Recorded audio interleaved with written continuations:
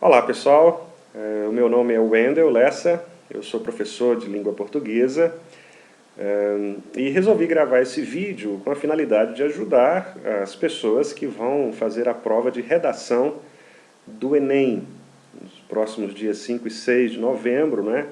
O tão esperado Enem, que conduz muitas pessoas às universidades do nosso país, chama a atenção pelo fato de que as redações normalmente são as dores de cabeça, não é, dos nossos alunos e dos candidatos em geral. Pois bem, eu queria começar dizendo acerca das 5 competências que são avaliadas na redação do Enem. A primeira competência é o que diz respeito ao domínio que o candidato deve demonstrar da modalidade escrita formal da nossa língua portuguesa. Significa que você vai ter de observar as chamadas regras gramaticais, concordância, regência, pontuação, vocabulário.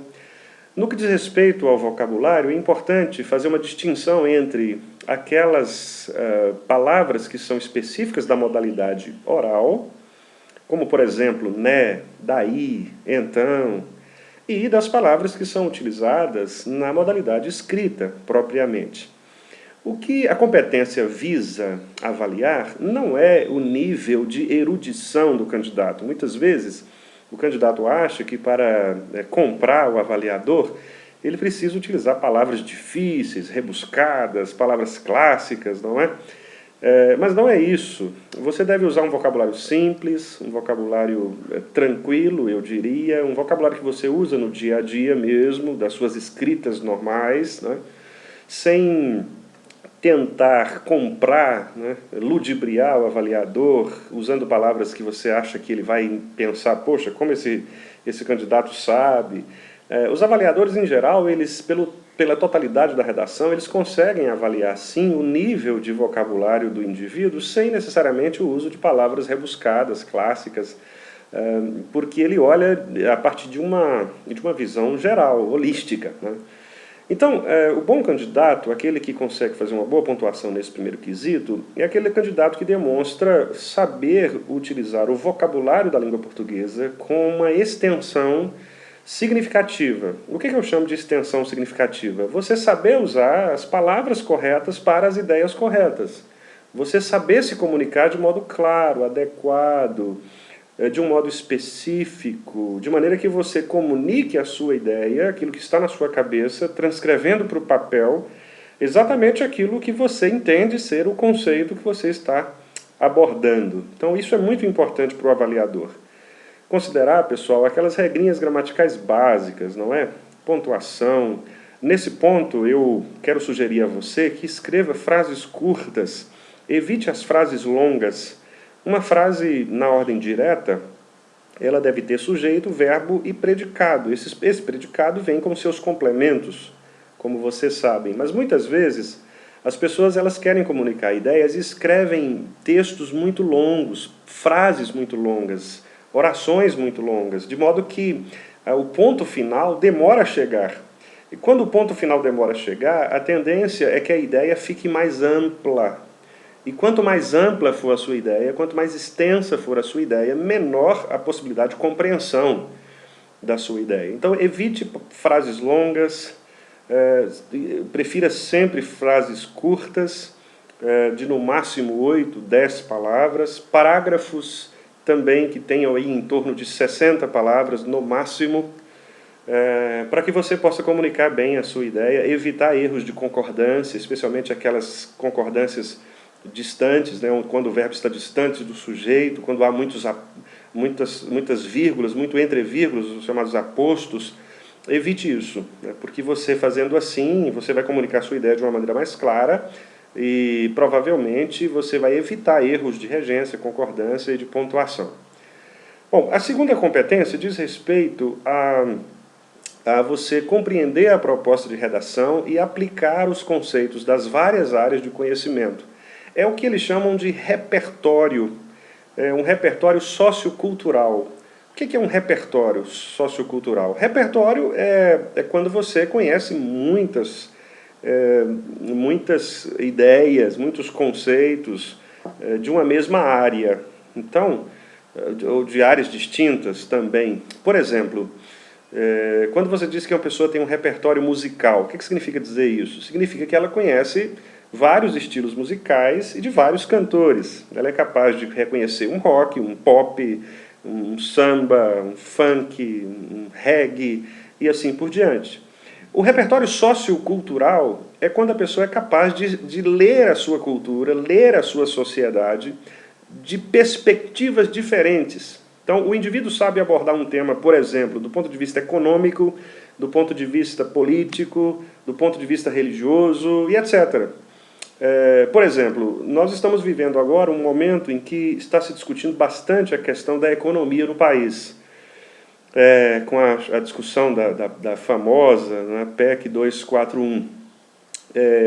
E você pode abordar, por exemplo, a discussão da PEC 241 em vários aspectos. Você pode pensar, por exemplo, do aspecto político, não é?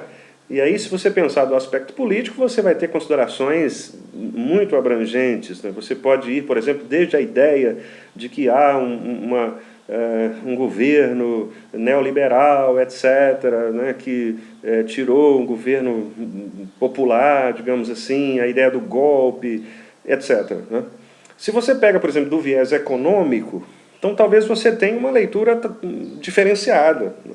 Do viés econômico, talvez você vai pensar, não, mas de fato o Brasil precisa de uma reconstrução econômica e gastou-se muito nos últimos anos, é preciso equilibrar as contas, e a maneira de equilibrar a conta é cortando gastos de áreas específicas, né? Não necessariamente de educação e saúde, mas partindo os gastos entre judiciário, executivo, legislativo, de modo que cada um tenha o seu limite de gastos, etc. Quer dizer, você poderá ter uma leitura diferenciada, ou até mesmo, quem sabe, ampliar a sua argumentação, seja ela favorável ou contrária, né, a partir de perspectivas diferentes. Então, a segunda competência vai avaliar isso, se o candidato foi capaz de tratar o tema de uma maneira em que ele demonstrou repertório sociocultural, ou seja, ele não ficou bitolado apenas numa visão, especialmente aquela visão proposta na redação, é o chamado de texto base, né? Alguns alunos ficam fixados no texto base. Infelizmente, alguns chegam a copiar o texto base. Isso é muito ruim, é muito prejudicial. O avaliador, de cara, ele vai perceber que o aluno não teve nenhuma condição de fazer uma proposta sua, né? E ele vai demonstrar superficialidade, fraqueza na argumentação. Então, nunca copie o texto básico ou nunca argumente somente a partir do texto base. É importante que você tenha a demonstração de um repertório sociocultural. Quer dizer, o texto base é apenas um texto, é apenas uma orientação, mas você deve ser capaz de mostrar ao avaliador que você leu outras coisas também, que você conhece outras mídias também, que você leu notícias, jornais, livros, internet, autores específicos e etc. Pois bem, a terceira competência diz respeito a organização do texto propriamente, que é selecionar, relacionar, organizar, interpretar informações, fatos, opiniões, argumentos em defesa de um ponto de vista. Então, aqui eu diria, é a alma da redação no que diz respeito ao desenvolvimento do seu argumento. Você tem um tema a ser tratado, isso é muito importante. Se você tem um tema, então é preciso que você colecione vários argumentos em favor da sua defesa, da sua tese, não é? Suponhamos que o tema seja, por exemplo, a adoção de crianças por casais homoafetivos. Repare, o tema é a adoção de crianças, não é o relacionamento homoafetivo. Então, na sua argumentação, na coletânea de argumentos, não vai adiantar você se posicionar favoravelmente ou contrariamente ao relacionamento homoafetivo, porque não é essa a discussão. A discussão que está sendo proposta é a adoção de crianças. Então, obviamente, é isso que você precisa discutir. Então você vai ter que ser capaz de demonstrar opinião, fato, argumento em torno deste ponto de vista. Se você for contrário à adoção, por exemplo, de crianças, você vai ter que relacionar quais são os seus argumentos e ser capaz de conectá-los de uma maneira lógica. E isso é extremamente importante. A lógica na construção de uma redação é o que mais conta, né? A gente sabe que o texto argumentativo, vou falar isso no final, é um texto lógico, tá certo? E o texto lógico ele precisa ter um encadeamento coerente, coeso, de modo a convergir todas as leituras, as opiniões, para a defesa de um tema específico, ok? Bom, a quarta competência é a demonstração dos mecanismos linguísticos necessários à construção da argumentação. Basicamente, coesão e coerência são os dois aspectos mais cobrados num texto dissertativo argumentativo. Claro que há outras coisas, mas esses dois são muito importantes. O que é coesão? É você ser capaz de falar muita coisa com poucas palavras. Em tese é isso. Você vai trazer uma ideias complexas, ideias profundas, em poucas palavras. Você tem que ser coeso. Isso leva à objetividade, isso leva à não superficialidade, você saber escolher palavras certas, né? E aqui eu dou uma outra dica, uma dica bastante pessoal também: evite sempre o uso de palavras que são generalizadoras. Advérbios que terminam em mente, em geral, são generalizadores. Então, se eu digo assim, este tema é extremamente importante. Bom, se eu estou usando extremamente, significa que eu estou dando a esta frase, a este tema aí, a este sujeito, um aspecto de relevância muito alto. Mas talvez não seja tão alto assim o merecimento dele. Então, é preferível eu dizer, este tema é importante. Bom, a palavra importante por si só já determina que o tema tem uma caracterização específica. Não precisa eu dizer que ele é extremamente importante, porque ao dizer isto, eu estou excluindo muitos outros temas que também são importantes e que talvez na visão de algumas pessoas sejam mais importantes até do que o meu tema específico. Então, evite os mentes e evitem também adjetivos que sejam adjetivos generalizadores. Alguns adjetivos eles são grandes. Se eu digo, por exemplo, que esse tema é um tema excelente. Bom, a palavra excelente, ela também é uma palavra que traz uma carga de generalização muito grande. O que é excelente? Excelente para um pode não ser para o outro. Então evite sempre palavras de cunhos mais concretos, para que você não seja tão superficial na sua análise e nem muito generalizador. Isso vai ajudar você na coesão do texto. Corte estas palavras sempre que elas forem desnecessárias para você. A coerência é um aspecto lógico que eu disse agora há pouco. É você ser capaz de conectar introdução, desenvolvimento e conclusão. Professor, quantos parágrafos tem que ter a minha redação? Olha, eu particularmente acho que 5 parágrafos é o suficiente para uma boa redação, no qual você tem o primeiro parágrafo, que é o parágrafo da introdução, em que você apresenta o tema, ou seja, você diz para o avaliador sobre o que você vai falar. Depois você tem 2 parágrafos, que são parágrafos que você vai discutir os temas específicos. No segundo parágrafo é o parágrafo da transição, em que você começa a trazer à discussão aquilo que você abordou na introdução. O terceiro parágrafo é o parágrafo em que você vai alimentar de uma maneira mais produtiva os argumentos favoráveis à sua tese. No parágrafo segundo você mencionou isso. E no quarto parágrafo, talvez os argumentos contrários. E a conclusão, o quinto parágrafo, em que você fecha na sua ideia que você prometeu na introdução e que agora você diz, bom, já que eu disse tudo isso, então concluímos, né, tal tese assim assado. Bom, e por último, pessoal, a quinta competência é elaborar uma proposta de intervenção para o problema que foi abordado, respeitando os direitos humanos. Bom, o que é intervenção? Intervenção é quando o avaliador quer saber de você, que está escrevendo o texto, o que você faria, não é? É como se ele perguntasse para você, e daí? E daí? Basicamente, isso você vai responder na conclusão, em que você vai ser capaz de demonstrar para o avaliador o e daí. Depois de você ter apresentado esse tema, depois de você ter dito os argumentos favoráveis e contrários, você vai dizer, e daí? O que eu faço com isso? O que eu concluo? O que nós concluímos disso? Né? Então essa é a proposta de intervenção, é quando você, não necessariamente você vai responder ao problema do tema que está sendo levantado, mas você vai indicar um caminho. Não é? Você não precisa necessariamente responder à questão, mas você precisa encaminhar o tema, ou seja, você vai ter que dizer necessariamente o que a sua proposta levará a que finalidade, não é? E, gente, o respeito aos direitos humanos, isso é muito importante. Infelizmente, no Brasil, por causa de uma leitura muitas vezes enviesada de grupos políticos específicos, que eu não vou entrar na questão aqui, mas os direitos humanos muitas vezes são vistos como defesas entre aspas, bandidos, não é? Muita gente fala, direitos humanos servem só para bandidos. Infelizmente, no Brasil acabou parecendo isso porque há um grupo político específico que milita nessa direção. Mas não é assim. Falar de direitos humanos é falar da dignidade da vida humana. Direitos humanos, direitos meus, seus, não é?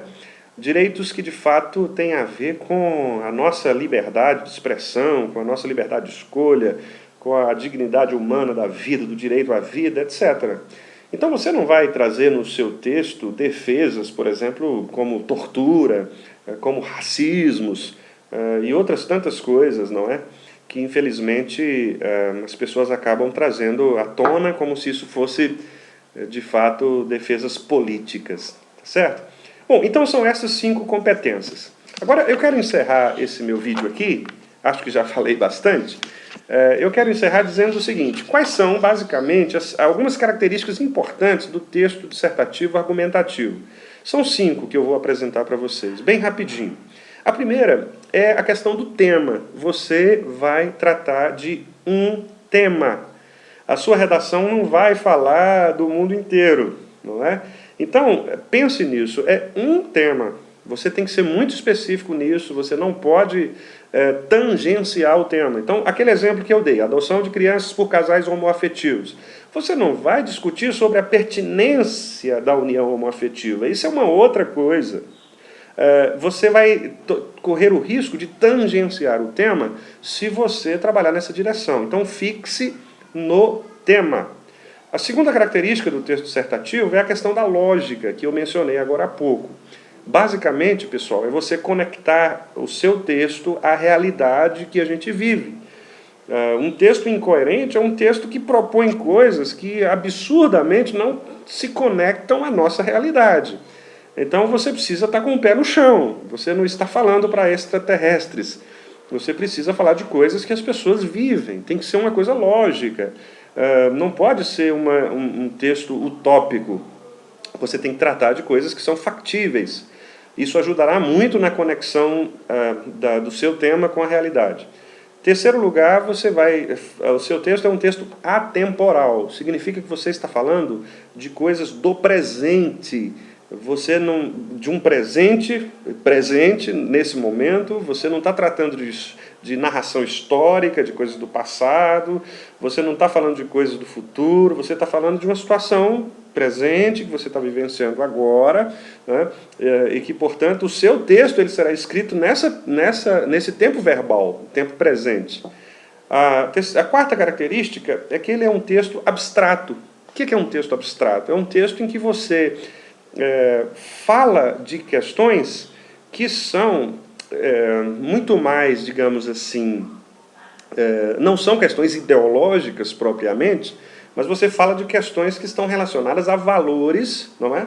E valores que são valores humanos em geral. Então você fala de liberdade, você fala de dignidade, você fala de ética, você fala de moralidade, etc., que são questões que tocam normalmente em áreas que são bastante abstratas, e é importante que você use conceitos, definições que vão designar estas coisas, não é?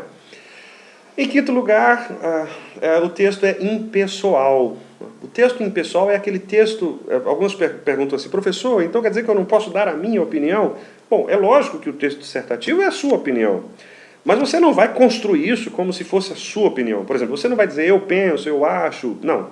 O texto é um texto impessoal, então você vai ter que construir como se outras pessoas concordassem com o seu argumento. Por isso você vai sempre preferir assim, sabe-se, percebe-se, é necessário que... Por quê? Você está trazendo uma visão que é uma visão não apenas sua, mas também de outras pessoas, como se você estivesse falando por outras pessoas também. Isso é um texto que nós chamamos de texto impessoal.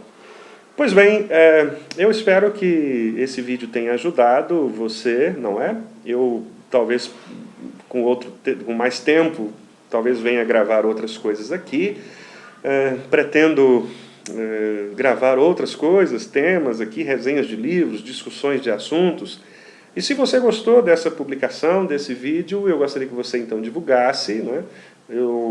Como eu disse no início, meu nome é Wendel Lessa, sou professor, e eu gostaria muito de poder discutir com você questões pertinentes, não só as questões relativas à língua portuguesa, né, que é uma das minhas áreas, mas a questão da filosofia, da teologia, né, e tantos outros assuntos aí que passam pela cabeça da gente e que às vezes a gente usa tão mal os nossos canais, né, e poderíamos usar muito melhor. Pessoal, muito obrigado, agradeço a sua atenção, um beijo no coração de todos, que Deus abençoe a todos, um forte abraço.